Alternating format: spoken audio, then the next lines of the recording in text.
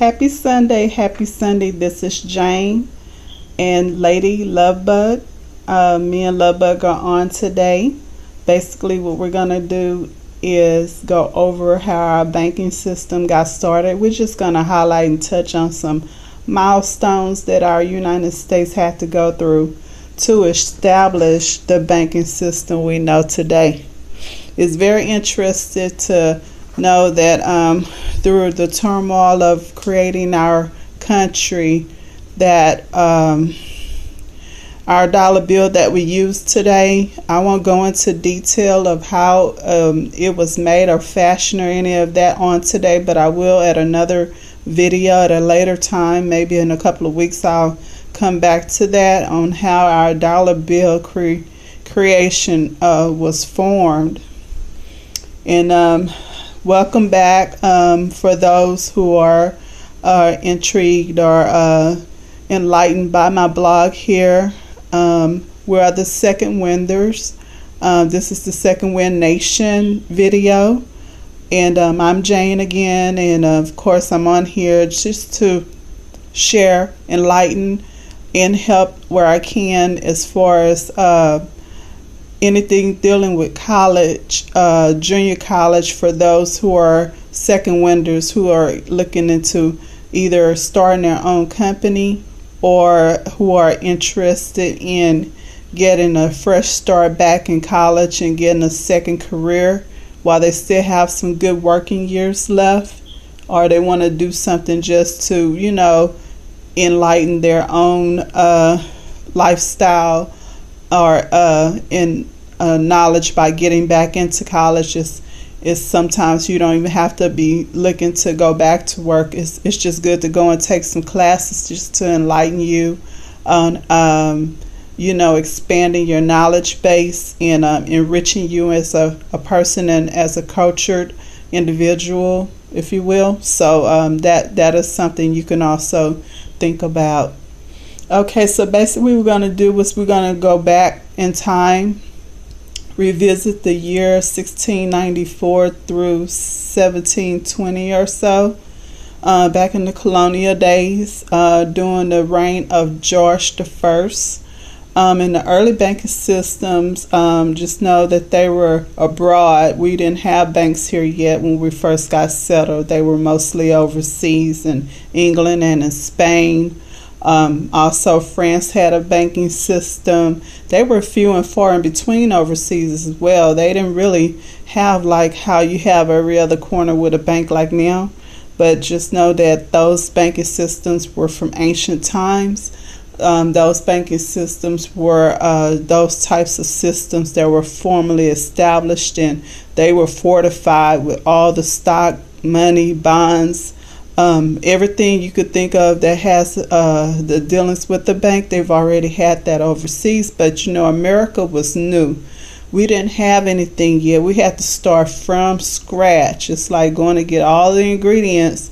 Now it's up to you to figure out how to put them together to bake that cake. So just know that was a challenge for us when we first got started as a country, I should say, as a country.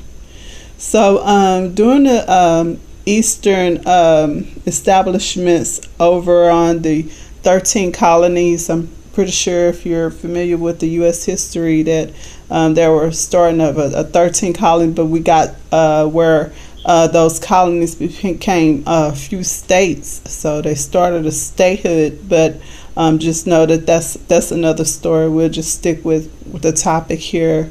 So I'll read you a little excerpt that I wrote down off of a book by Bray Hammond. The book name is Banks and Politics in America, from the Revolution to the Civil War. So just know that would be Bray Hammond is the credit for this information that I'm going to share with you today. And so it reads that abroad there were a number of banks established, but however these banks, they were of their own. They didn't share with us when we brought our colonies over here. So the eastern seaboard, the eastern hemisphere of America, settlers needed to set up a system to support itself financially in the financial sector. However, shortly before the creation of commerce here in America, the trade was just between people that would have goods and services to, exchange for. Say, I'll clear your field if you let me have your horse, or something to that effect, or I'll sell you my house if you sell me a couple of your slaves, that sort of thing. We had money, but it wasn't like everybody had it in their hands at that point, because we were mostly what we call agrarian, agricultural people.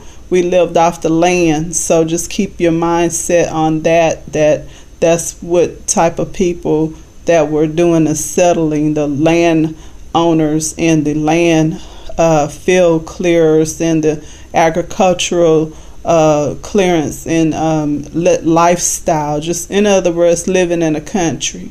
So and whatever you had, you just take to market and trade out, or you had maybe a little bit of money, but it wasn't like on a scale that the banking systems afforded us later.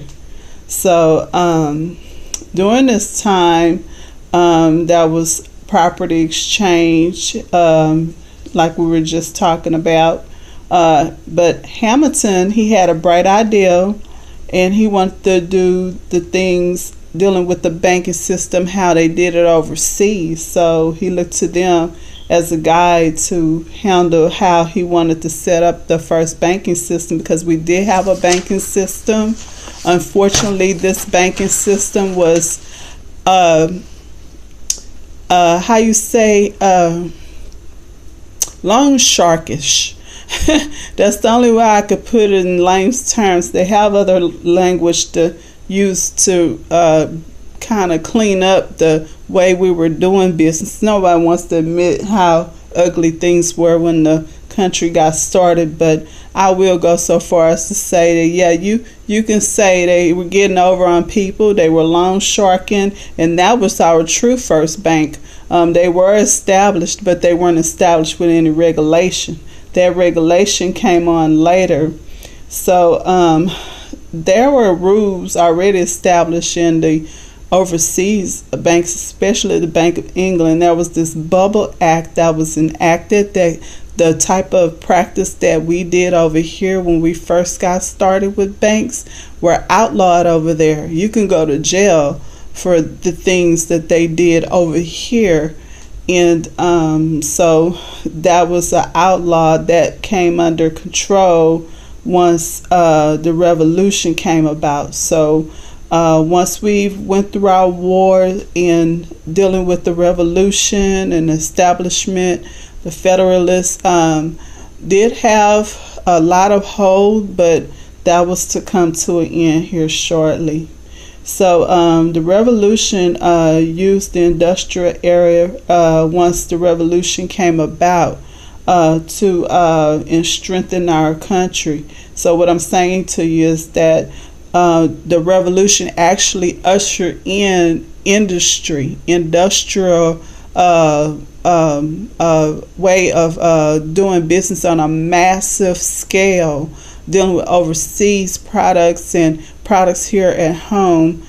We were able to build up a commercialized type, capitalistic type, established type business model for our country, not just local hand to hand like the agrarian, the agricultural local market owner, or the field hand or the field owner. So just know that change came about during the late 1700s. So toward the end of the 1700s, this new revolution came about after revolutionary with Hamilton head of operations of getting the party established to take care of that. So basically that's pretty much how that came about. So when the Republican Party took over, this gave way or birth to what we now know as the entrepreneur revolution. So this entrepreneur revolution, as a result of Andrew Jackson stepping in, because this was his baby, he had an idea, but he wanted it to take it kind of slow. He wasn't really interested in that fast forward, fast movement, because as a result of the new establishment being able to, have your own, grow your own company and have protection while doing it.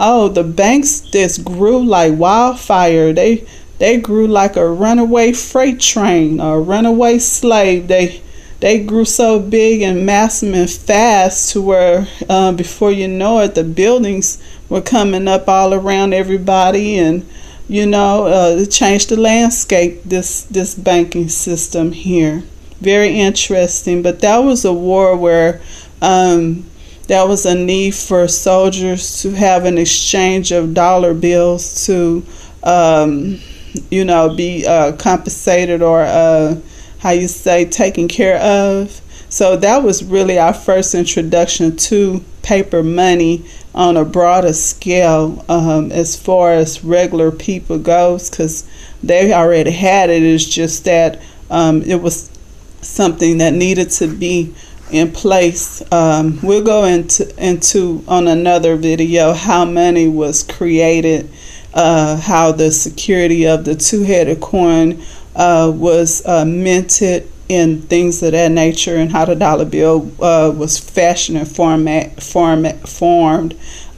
Who was the architect and behind building the paper dollar, and that sort of thing. We'll go into that on another day. But it was the actual fight that came dealing with the revolution, and once the revolution ushered in the entrepreneurship, that meant that the local landowner can now trade his goods on a broader scale, not have to trade stuff that he actually needed to try to make it through the life he was living with his family. So that was our first banking system, and it was located in the northern hemisphere, New York area, the Washington area, those places out that way, far north of us here in the South. But just know that that is where our first banking system started. So here in America. So I'm so glad that you were able to listen to my excerpt on our banking system here in the United States. We will be revisiting the calculus again on another day, just lightly going over our algebra too. Just know that'll be coming up here soon.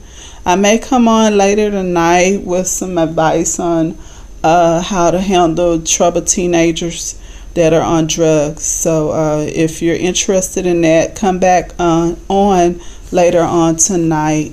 And this is Second Wind Nation signing out. We were just going over the banks and politics in America, revolution, and the Civil War by Bray Hammond. Bray Hammond is the credit. So thank you so much, and you be blessed. And we'll go ahead and sign off with Second Wind Nation. Say bye. Bye. See you later. Ladybug says see you later. Bye-bye now. Have a blessed day.